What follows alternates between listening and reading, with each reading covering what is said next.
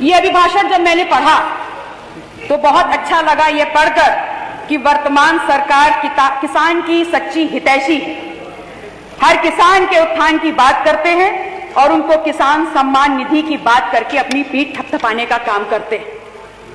लेकिन एक बात समझने में बहुत ही ज्यादा दिक्कत हुई कि जब चुनावी वर्ष है तो किसान सम्मान निधि लगभग 8.5 करोड़ किसानों को मिलती है और जैसे ही चुनावी वर्ष बीत जाता है 6 करोड़ किसानों की पीठ पे सम्मान पे लात मार करके सिर्फ 2.5 करोड़ किसानों को सम्मान निधि से नवाजा जाता है।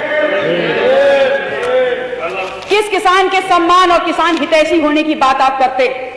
बहुत अधिक दूर मत जाइए, सिर्फ बनारस जनपद को देख लीजिए जहां से आपका राजपाट चलता है। बनारस की धरती पे आज किसान ट्रांसपोर्ट नगर योजना के लिए उसके अंदर जो उनकी भूमि का अधिग्रहण किया जा रहा है और जिस प्रकार से पुलिस प्रशासन और पूरा एडमिनिस्ट्रेशन उनको अपने जूतों के तलबे के नीचे रौंदने का काम कर रहा है, 10 साल से वहां किसान लाठी की मार झेल रहा है। अत्यधिक ऐसे क्राइम्स में उनको दबोचा जा रहा है कि वो इस देश के अन्नदाता होते हुए अपराधी की लिस्ट में आ गए हैं। किस बात में आप किसान के हितैषी होने की बात करते हैं? इस बनारस में वैदिक सिटी के नाम पर आप वहां पर किसानों की जमीन को हथियाने का काम कर रहे हैं और भूमि अधिग्रहण 2013 के बिल के लागू होने के बावजूद उनको आज की वर्तमान परिस्थितियों में वो मुआवजा नहीं मिल रहा है जिसके अधिकारी वो हैं। आज वही बनारस में काशी गेट के नाम पर लाठी डंडे की मार झेल रहा है ये किसान। उसकी भूमि जबरन डंडों के पर्दे के नीचे आज छीनी जा रही है और उसको आज यहाँ पर मुआवजा नहीं दिया जा रहा है। ये चंद उदाहरण हैं आपके सच्चे किसान हितैषी होने के।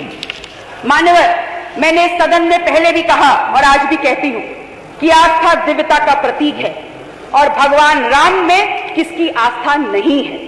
भगवान राम में हमारी आस्था किसी प्रमाण को नहीं चाहती और ना किसी प्रमाण की मांग करती है।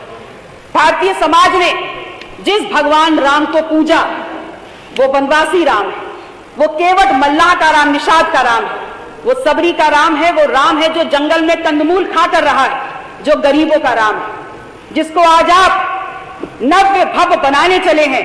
उसकी दिव्यता अलौकिक है और युगों युगों से है।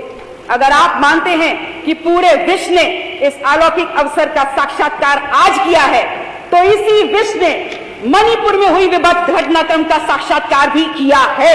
अगर आज आप इस अलौकिक अवसर के लिए अपनी पीठ थपथपा रहे हैं तो कम से कम मणिपुर में हुई घटनाक्रम पे एक शब्द बोल दिया होता तो हम भी आपकी पीठ थपथपाने का काम कर देते।